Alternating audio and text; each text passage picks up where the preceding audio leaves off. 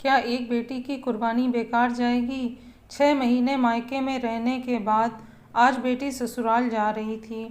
पिछले हफ्ते पिता ने कहा था, अब हम बूढ़े हो गए हैं, तुम्हारी लड़ाई नहीं लड़ सकते। कान खोलकर सुन लो, अपना घर बचाओ और बसाओ, जैसे एक औरत बनाती है अपना घर।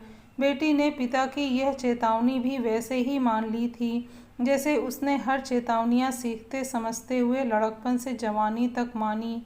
क्या पहने, क्यों पहने, बाल कैसे बांधें, कैसे उठें बैठें हंसें, सब पिता के बोलने से पहले पिता की आंखों से ही पढ़ती रही और उसी अनुरूप ढलती रही।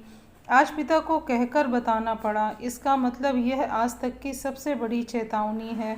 वह नजरें झुकाए बस इतना ही बोल पाई, जी पापा। माँ ने बेटी की आंखों में झांका, वहाँ शून्य था। एक ही क्षण में बेटी कितनी सहजता से भाव बदल गई। माँ हैरान थी, लड़की की कितने स्तरों पर कैसी कैसी ट्रेनिंग करता है यह समाज। माँ सोच रही थी।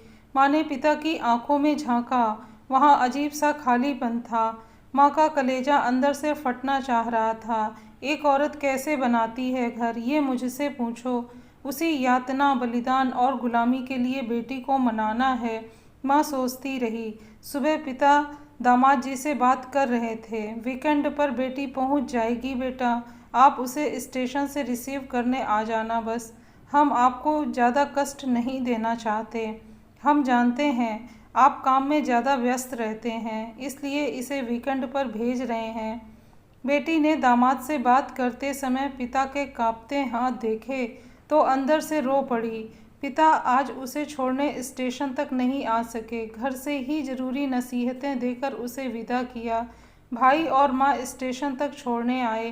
ट्रेन आने तक माँ खुद को संभाल कर खड़ी रही, इधर उधर की बातें करती रही, बेटी को समझाती रही और खुद को भी कि इसे आखिर मैं क्या समझा रही हूँ। खुद को भूल जा, यही ना। लेकिन खुद को भूले बिना बसती भी तो नहीं लड़कियाँ। उसने मजबूरी की ठंडी लंबी सांस ली।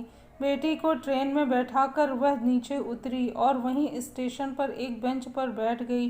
वह बेटे के सामने रोना नहीं चाहती थी, लेकिन बरबस फूट पड़ी रुलाई को वह रोक नहीं सकी। बेटी माँ को खिड़की में से देखा। ट्रेन चल पड़ी थी। बेटी ट्रेन से उतरकर वापस आ जाना चाहती थी, लेकिन उसके सर पर अब नसीहतों की और भारी गठरी लदी थी। वह उस गठरी को छोड़कर उतर नहीं सकती थी। सारे रास्ते वह रोती रही और गठरी को संभालती रही।